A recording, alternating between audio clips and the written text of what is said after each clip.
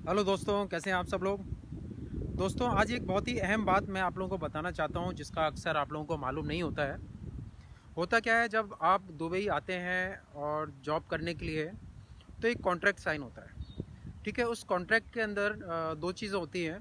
एक होता है लिमिटेड कॉन्ट्रैक्ट, एक होता है अनलिमिटेड कॉन्ट्रैक्ट। तो कॉन्ट्रैक्ट साइन करने से पहले आप लोगों को ये जानना बहुत ज़रूरी है कि कॉन्ट्रैक्ट आपका किस टाइप का है। ठीक है, तो दोनों कॉन्ट्रैक्ट्स के अलग अलग टर्म्स ऑफ कंडीशंस होते हैं, वो आपको समझना पड़ता है। तो पहले मैं आपको बताना चाहता हूँ कि जब भी आप कॉन्ट्रैक्ट साइन करें, तो पहले ये देख लें कि भाई कॉन्ट्रैक्ट लिमिटेड है अनलिमिटेड।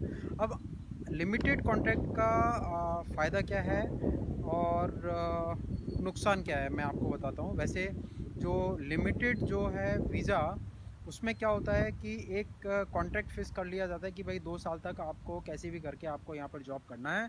और यदि आप जॉब छोड़ते हैं तो आपके ऊपर बैन लगा दिया जाएगा आने वाले 2 साल तक। तो फिर आप कहीं के नहीं रहते हैं। ठीक है, आपका यदि फॉर एग्जांपल कि 5 महीने 6 महीने आपने काम किया और 5-6 महीने के बाद यदि लगता है कि भाई कंपनी के साथ आपकी नहीं जम रही है और कंपनी यदि आपको हटा देती है, तो उस केस में आप कुछ नहीं कर सकते। आपको कोल्हू के बैल की तरह आपको घूमते रहना है। आपको 2 साल का कॉन्ट्रैक्ट निकालना ही पड़ेगा। और यदि आप कोई मान लो कि एक यहाँ से आप छुट्टी लेकर के चले जाते हैं या आप छोड़ के चले जाते हैं और अपने देश चले जाते हैं, तो फिर उस केस में क्या करेंगे, ये लोग आपके ऊपर बैन लगा देंगे कि आप 2 साल तक या उससे ज़्यादा भी कि आप आकर के अब यहाँ पर जो है जॉब नहीं कर सकते, किसी दूसरी कंपनी में आप अप्लाई नहीं कर सकते। तो वो इलीगल माना जाएगा यदि आप आ भी जाते हैं तो। ठीक है, ये तो है आपका लिमिटेड कॉन्ट्रैक्ट का।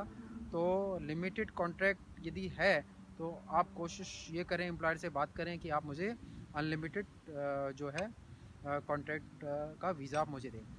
अब लिमिटेड अनलिमिटेड जो कॉन्ट्रैक्ट वीज़ा होता है, उसका बेनिफिट क्या होता है। उसके बेनिफिट ये होते हैं कि मान लो फॉर एग्जांपल आप नए 2 5 6 महीने 7 महीने आपने काम किया कंपनी में, लेकिन किसी कारणवश यदि आपको जॉब छोड़ना है, यदि आपकी कोई फैमिली इशू चल रहा है या आपको जॉब चेंज करना है, वो प्रोफाइल में आप फिट नहीं बैठ रहे हैं, आपको जम नहीं रहा है, तो फिर आप 6 महीने के बाद कभी भी आप एक नोटिस पीरियड के हिसाब से आप जॉब छोड़ सकते हैं।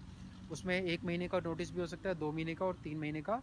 तो आपको कंपनी को जस्ट एक नॉर्मली एक रिज़ाइन लेटर आपको डालना पड़ेगा कि भाई मैं जॉब चेंज करना चाहता हूँ। जो भी आप रीज़न डालना चाहो डाल सकते हैं, और जॉब चेंज कर आप कृपया मुझे रिलीज़ कीजिए।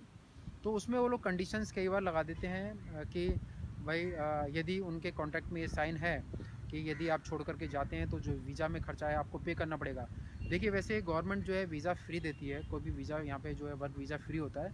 लेकिन क्या होता है, आप किसी कॉन्ट्रैक्टर के थ्रू आए, किसी एजेंट के थ्रू आए हैं, ठीक है, किसी एजेंट के थ्रू आए हैं, तो उस केस में क्या होता है, वो बोलते हैं कि हमारा वीज़ा में इतना पैसा खर्च हुआ है, आपको इतना देना पड़ेगा। वो 5,000 6,000 7,000 8,000 दिरहम कुछ भी हो सकता है, आपको पे करना पड़ेगा।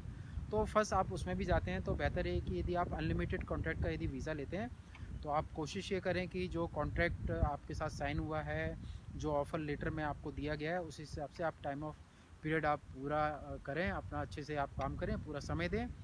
और यदि छोड़कर जाना चाहते हैं तो आपको रोकेंगे नहीं as per the government law, लेकिन हो सकता है कि आपसे वो वीज़ा फ़ीस आपसे वो रिकवर कर सकते हैं। तो ये है दोनों चीज़ों में डिफरेंट, लिमिटेड एंड अनलिमिटेड।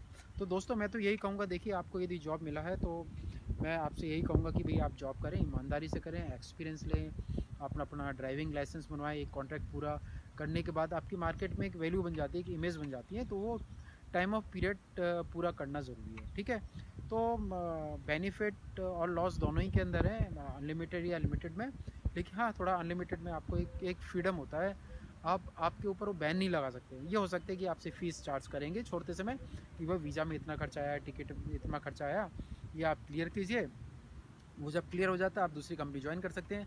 लेकिन लिमिटेड वीज़ा में आप ऐसा नहीं कर सकते। लिमिटेड वीज़ा में कंपनी आप पर बैन लगा देगी, फिर आप कुछ नहीं कर सकते हैं। ठीक है दोस्तों, तो आज के लिए इतना ही काफ़ी। ध्यान रखिए कि लिमिटेड और अनलिमिटेड में आपको कोशिश ये करना है कि आप वीज़ा जब भी लें वो अनलिमिटेड का लगवाएं, इससे आपके लिए बेहतर होगा। धन्यवाद।